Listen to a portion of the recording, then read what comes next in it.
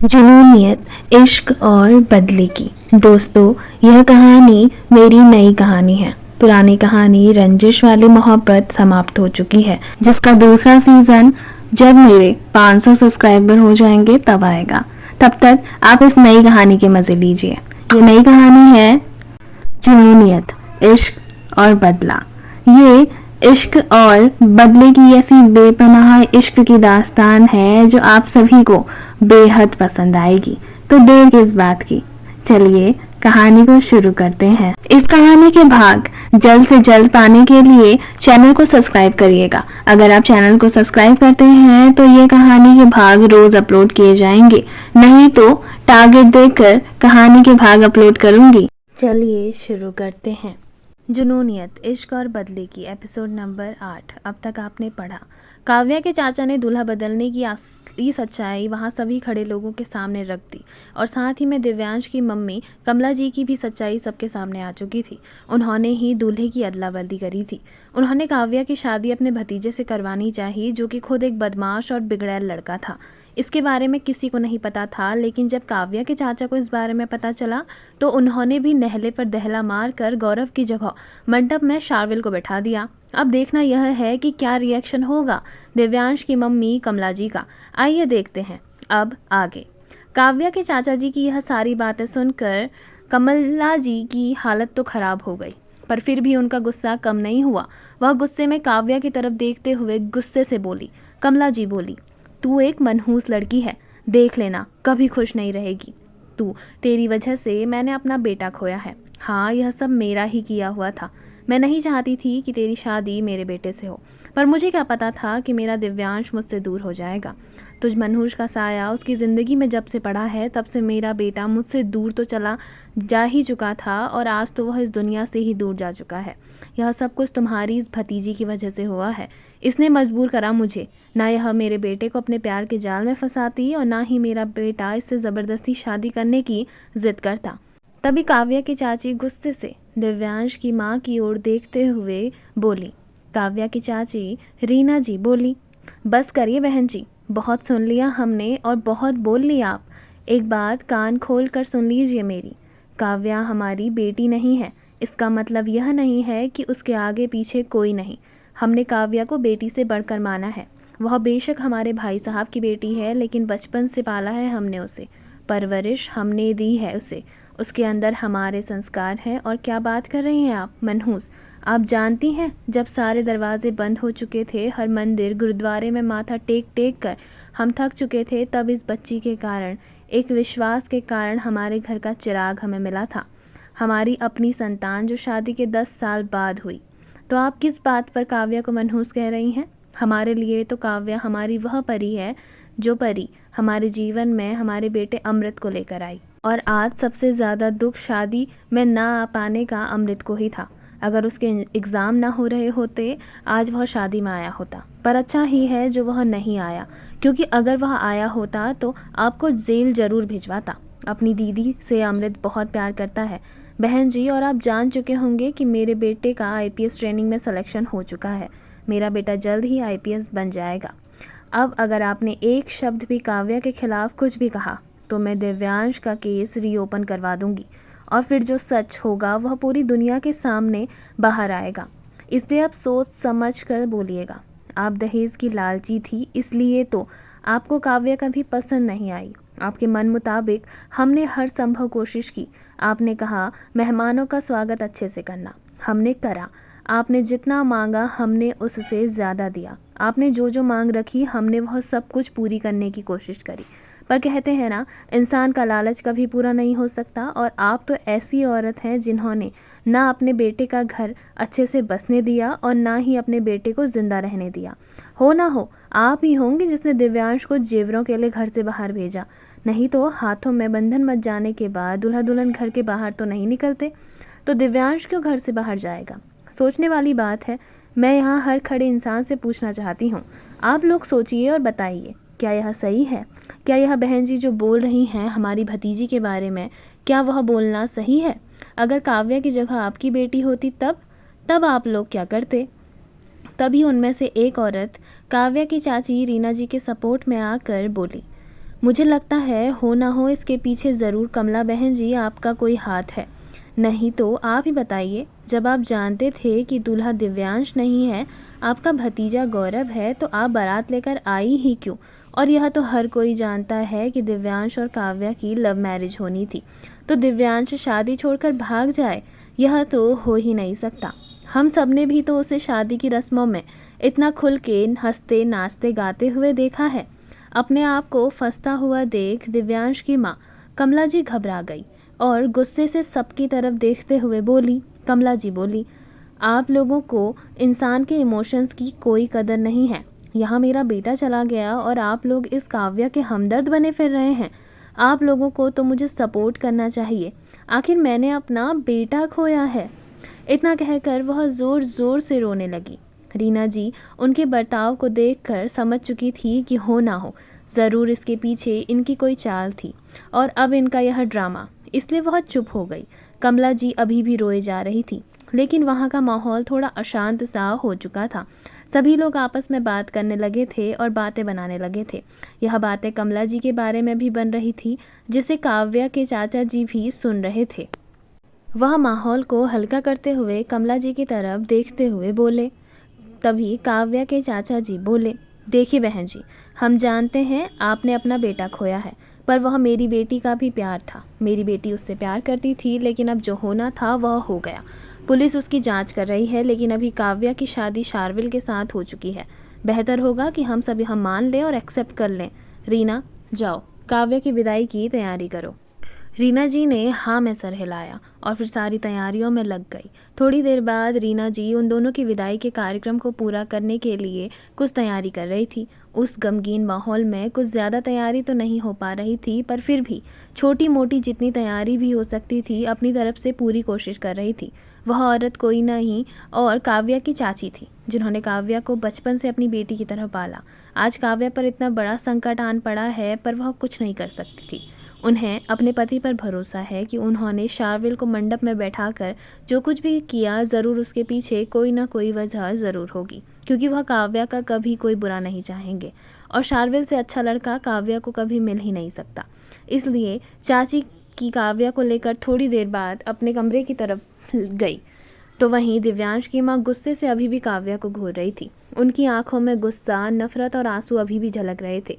काव्या जैसे ही कमरे में आई, वह अपनी चाची से लिपट कर रो पड़ी और बोली। काव्या बोली, चाची मेरी क्या गलती थी? मुझे यह धोखा क्यों मिला? और दिव्यांश, उसने तो मुझसे वादा किया था कि वह मेरा साथ कभी नहीं छोड़ेगा। ऐसा क्यों होता है कि मैं जिससे प्यार करती हूँ वह सब मेरे से दूर हो जाते हैं? सही कहते हैं सब, मनहूस ही हूँ मैं। तभी काव्या की चाची काव्या को चुप कराते हुए बोली, नहीं बच्चा, रोते नहीं। और किसने कहा कि तुम मनहूस है? बेटा, यह तो इंसान का नहीं भगवान का लेखा जोखा है, इसमें इंसान का बस थोड़ी ना है। मुझे पता है तेरे साथ जो कुछ भी हुआ तुझे उसे स्वीकार करने में समय लगेगा, पर लाडो तू भी तो समझ, जितना ये तेरे लिए आसान नहीं है उतना शार्विल जी के लिए भी आसान नहीं है। वह भी तेरी तरह इस बंधन में बंध चुके हैं। कोशिश कर इसे निभाने की। तभी काव्या बोली, नहीं, मुझे नहीं निभाना यह अनचाहा बंधन। चाची मैं नहीं निभाऊंगी। तभी चाची बोली, तुम्हें निभाना पड़ेगा काव्या, तुझे मेरी कसम है, तुझे अपने चाचा जी की इज्जत की कसम है। मैं जानती हूँ यह कहना मुश्किल है, पर तेरे चाचा ने जो कुछ भी किया वह सही किया, और उन्होंने शार्विल जैसा लड़का तेरे लिए ढूंढा है, तो इसके पीछे बहुत बड़ा कारण होगा। लाडो, शार्विल बहुत अच्छा इंसान है, उसका कभी दिल मत दुखाना, हमेशा उसकी इज्जत करना। लड़की अपने मायके से बहुत सारा आशीर्वाद, बहुत सारे संस्कार लेकर जाती है। आज मैं तुझे वह सारे आशीर्वाद और वह सारे संस्कार देती हूँ कि तू जिस घर में जा रही है उस घर में हमेशा बरकत हो। तेरी विदाई का समय हो रहा है। मैं नहीं चाहती कि बाहर दिव्यांश की माँ कोई और तमाशा करे। इससे पहले तेरी विदाई हो जाए तो अच्छा है बेटा। इतना सोच कि जो इंसान तेरी इज्जत की खातिर चुपचाप मंडप में बैठ गया सिर्फ इसलिए कि कहीं तेरी बदनामी ना हो जाए, तो वह इंसान तेरा साथ क्या कभी छोड़ेगा? शार्विल जी हमेशा तेरे साथ रहेंगे, और बेटा तू भी हमेशा उनके साथ रहना, चाहे कैसी भी परिस्थितियाँ क्यों ना हो। मैं बस तुझे यही सीख दे रही हूँ। इतना कहकर काव्या की चाची ने अपने संदूक से एक दुपट्टा निकाला। वह दुपट्टा काव्या की माँ की शादी के समय आए कपड़ों के एक सेट का था, जिसे बचपन से काव्या बहुत पसंद करती थी। चाचा जी ने वह दुपट्टा काव्या को उड़ाया और काव्या से बोली, रीना जी बोली, यह दुपट्टा तेरी माँ का है। बचपन में तू इसे बहुत पहनती थी और मैं तुझे कहती थी कि जब तेरी शादी होगी तब मैं अपने लाडों को विदाई में यह दूंगी। आज तेरी विदाई का टाइम आ गया है। तुझे अपने घर जाना है, वहाँ सबको खुश रखने की कोशिश करना बेटा, पर यह मत समझना कि तू अकेले है। तेरे चाचा चाची, तेरे दादी हमेशा तेरे साथ हैं। इतना कहकर काव्या की चाची ने काव्या के माथे पर हाथ फेरा और उसे उठाकर बाहर हॉल में लेकर चल गई, जहाँ हॉल में सभी औरतें काव्या को अजीब नज़रों से देख रही थी। तो वहीं दिव्यांश की माँ काव्या को बहुत गुस्से से देख रही थी। तो वहीं शार्विल खुद से ही मन में बोला, पता नहीं कौन सी घड़ी में यहाँ आया था। मैं तो अपनी दोस्त की शादी अटेंड करने आया था। मुझे क्या पता था कि दोस्त की शादी के चक्कर में खुद की शादी होगी। पता नहीं क्या हो रहा है मेरी लाइफ में यह, और मैं इस लड़की को जानता तक नहीं हूँ अच्छे से। यह मेरे दोस्त की बीवी बनने वाली थी, कहाँ इसकी शादी मुझसे हो रही है। पर मैं तुझे वचन देता हूँ दिव्यांश, तेरे कातिलों का बदला मैं ज़रूर लूँगा। जिसने भी तेरे साथ यह सब कुछ किया है मैं उसे छोड़ूंगा नहीं। तो वहीं मंडप के बगल में बैठी काव्या के मन में कोई विचार इस समय नहीं चल रहे थे। वह बिल्कुल एक जिंदा लाश की तरह मंडप के बगल में बैठी विदाई की सभी रस्मों को निभा रही थी। तो वहीं उसके बगल में बैठी दिव्यांश की माँ, जिसकी आंखों में आंसू थे और उस लड़की के लिए नफरत और गुस्सा साफ नजर आ रहा था। थोड़ी देर में उन दोनों ने पंडित जी ने जब आशीर्वाद लेने के लिए कहा तो दिव्यांश की माँ गुस्से से बोली। दिव्यांश की माँ काव्या से गुस्से से बोली, ए लड़की, खबरदार जो मेरे पाँव छुए तो मुझसे बुरा कोई नहीं होगा। तुझ जैसी मनहूस लड़की के कारण आज मेरा बेटा मुझे छोड़कर चला गया है। और शार्विल, तुम तो खुद को दिव्यांश का सबसे अच्छा दोस्त मानते थे, तो तुमने कैसे इस शादी को करने का फैसला ले लिया? अरे जब यह लड़की मेरे बेटे को खा गई तो देखना तुम्हारे घर में जाकर भी मनहूसियत ही फैलाएगी। शार्विल बोला, ठीक है आंटी, मैं आपकी भावनाओं को समझ सकता हूँ, लेकिन अगर मैं यह सब नहीं करता तो शायद आप सब लोग मिलकर इसको कहीं का नहीं छोड़ते। मुझे भी गम है दिव्यांश के जाने का, यह तो आप भी जानती हैं कि इसमें इसकी कोई गलती नहीं है। तभी दिव्यांश की माँ बोली, गलती है इसकी। गलती यह है कि मेरा बेटा इससे प्यार करता था और उसी प्यार के कारण मेरे बेटे ने अपनी जान दे दी। काव्या ने जैसे ही यह सुना तो यह सुनते ही उसकी आंखों से आंसू बहने लगे। तभी एक लड़की जो कि गुस्से से मंडप में रखा लोटा उठाते हुए उस लड़की की तरफ पानी को फेंक कर बोली। वो लड़की श्रुति थी। वह गुस्से में बोली। श्रुति बोली, खुश तो बहुत होगी ना तुम, आखिर मेरे प्यार को जो छीन लिया तुमने। मैं शार्विल से प्यार करती थी और अब से नहीं, कॉलेज टाइम से, पर आज वह तुम्हारा पति बन गया। तुम जो मेरे भाई की बीवी बनने वाली थी वह मेरे प्यार की बीवी बन गई। मैं तुम्हें नहीं छोड़ने वाली हूँ, मैं तुम्हें जान से मार दूंगी। इतना करके उसने उस लोटे को उस लड़की की तरफ फेंक दिया। लोटा काव्या को लगता उससे पहले शार्विल ने उस लोटे को पकड़ लिया और शार्विल गुस्से से श्रुति की तरफ देखते हुए बोला। शार्विल बोला, बंद करो अपना यह तमाशा। काव्या पत्नी है मेरी और यह शादी मेरी मर्जी से हुई है और मैं तुमसे प्यार नहीं करता हूँ और ना कभी करता था। तुम बस मेरे सबसे अच्छे दोस्त की बहन हो और मेरे लिए भी वही थी। तभी श्रुति अपनी माँ की तरफ देखते हुए रोते हुए बोली। श्रुति बोली, देखा माँ आपने कैसे इस लड़की के चक्कर में पहले भैया ने हमसे लड़ाई करी और शार्विल भी अब मुझसे यह कह रहा है कि वह मुझसे प्यार ही नहीं करता। प्लीज़ शार्विल, ऐसा मत करो, कह दो यह सब झूठ है। यह सब तुम इस लड़की के कारण कर रहे हो, इस लड़की के कारण जिसने मुझसे मेरा प्यार छीन लिया। मैं इसे कभी माफ़ नहीं करूँगी, कभी भी नहीं। तभी शार्विल गुस्से में वहाँ खड़ा हुआ और सभी लोगों से बोला। शार्विल बोला, खबरदार जो आप लोगों ने काव्या के खिलाफ कुछ भी कहा। काव्या मेरी पत्नी है, काव्या शार्विल सिंह। इतना सुनते ही श्रुति वहाँ से रोते हुए अपने कमरे की तरफ चली गई और उसे जाता देख कमला जी बोली, बेटा इसमें मेरी बेटी की क्या गलती थी? अगर अभी काव्या यहाँ नहीं होती तो तुम्हारी शादी मेरी बेटी श्रुति से होती। अभी भी टाइम है, अपना लो श्रुति को, वो तुमसे प्यार करती है, कहीं ऐसा ना हो जाए वह कोई गलत कदम उठा ले। तभी शार्विल गुस्से से कमला जी की तरफ देखते हुए बोला, देखिए आंटी, आप मेरे बहुत अच्छे दोस्त दिव्यांश की माँ हैं, इसलिए मैं आपकी इज्जत करता हूँ। शादी प्यार कोई गुड्डी गुड़ियों का खेल नहीं कि जब आपका मन तब खेला और जब आपका मन तब नहीं खेला। मेरी पत्नी काव्या है और आपकी बेटी को यह बात समझनी पड़ेगी। अब अगर वो कोई गलत कदम उठा रही है तो इसका मतलब यह थोड़ी ना कि मैं अपनी फैमिली को छोड़ दूँ। काव्या मेरा परिवार है, बेहतर होगा कि आप अपनी बेटी को संभालिए और उसे समझाएं कि मेरी जिद छोड़ दे। मैं कोई सामान नहीं जो जिद करेगी और उसे मिल जाएगा। मैं इंसान हूँ और मैं श्रुति से प्यार नहीं करता हूँ। बाकी आपको जो समझना है आप समझ लो। इतना कहकर शार्विल वहाँ से गुस्से में काव्या का हाथ पकड़ते हुए चला गया और काव्या शार्विल के पीछे पीछे बस चली जा रही थी। उसके चेहरे पर कोई भाव नजर नहीं आ रहा था, बस आंखों में आंसू नजर आ रहे थे जो लगातार बह रहे थे। तो श्रुति की माँ अपनी बेटी के कमरे में दौड़ते हुए आई। उसने देखा श्रुति वहाँ आराम से बैठी हुई है। अपनी माँ को सामने देख श्रुति अपनी माँ की तरफ देखते हुए बोली, माँ आप आ गई, शार्विल भी आने वाला होगा ना, उसे छोड़ दिया ना काव्या को। जैसे ही उसे यह पता चला कि मैं कुछ गलत करने वाली हूँ। बताओ ना माँ। तभी कमला जी गुस्से में चिल्लाते हुए बोली, चला गया है शार्विल, नहीं मिलने वाला है तुझे वह, कभी वो नहीं आएगा, कभी वह लौट के, वो तुझसे प्यार नहीं करता। तभी श्रुति गुस्से से बोली, नहीं ऐसा नहीं हो सकता माँ, शार्विल मुझसे प्यार करता है और मैं शार्विल को पा के रहूँगी। इतना कहकर वह लड़की खुद से ही बातें करके एक अजीब सी मुस्कान लिए मुस्कुराने लगी और फिर अपनी माँ की तरफ देखते हुए बोली। श्रुति बोली, माँ मैं मुंबई जाऊँगी, शार्विल को मुझे अपनाना पड़ेगा, मैं शार्विल को पाकर रहूँगी, मैं किसी भी कीमत पर काव्य और शार्विल को एक नहीं होने दूंगी, फिर चाहे उसके लिए मुझे कुछ भी क्यों ना करना पड़े। Flashback and. कहानी का फ्लैशबैक खत्म हो चुका है। अब देखना यह है कि काव्या जो कि शार्विल के साथ मुंबई तो आ चुकी है, क्या वह अपने इस रिश्ते को स्वीकार कर पाएगी? क्या देगी उसे एक अनोखा स्थान जो कि दिव्यांश का उसकी लाइफ में था? तो वहीं होने वाली है एक बहुत बड़ी गड़बड़। मौसम में खराबी होने के कारण शार्विल और काव्या की फ्लाइट हो चुकी है डिले और राघव और इशिता जी पहुंच चुके हैं राठौर मैंशन। अब देखना यह है कि क्या होगा जब इशिता, राघव और शमय जी को पता चलेगा शार्विल की शादी का सच। सुबह के 4 बज रहे थे। इशिता, राघव और शमय जी के साथ इंडिया आ चुके थे और साथ ही में राठौर मैंशन में सुबह सुबह बच्चे तो नहीं उठे थे, लेकिन रात की फ्लाइट होने के कारण अरमान, रवीना और शिवांश सोए भी नहीं थे। शिवांगी की तबीयत कुछ दिनों से खराब चल रही थी, तो शिवांगी को प्रॉपर रेस्ट करने के लिए शिवांश ने अच्छे से सुला दिया था। सबसे पहले घर के बच्चे पहुंचे, उसके बाद राघव अपनी फैमिली के साथ, पर अभी भी एक तूफान आना बाकी था। थोड़ी ही देर में चहल पहल बढ़ने लगी। शिवांक और रियांश रात के समय खाने के टाइम पर पहुंचे थे, तो इस वजह से उन दोनों ने फैमिली के साथ ही डिनर करा। थके होने के कारण दोनों सो गए, इसलिए घर वालों ने ज़्यादा उन्हें डिस्टर्ब करना ठीक नहीं समझा। शिवांग राजस्थान से अपनी एक डील को करके आया था, तो वहीं रियांश दिल्ली एक हफ्ते के लिए बिजनेस मीटिंग के लिए गया हुआ था, जहां उसे 2 दिन का एक सेमिनार भी अटेंड करना था।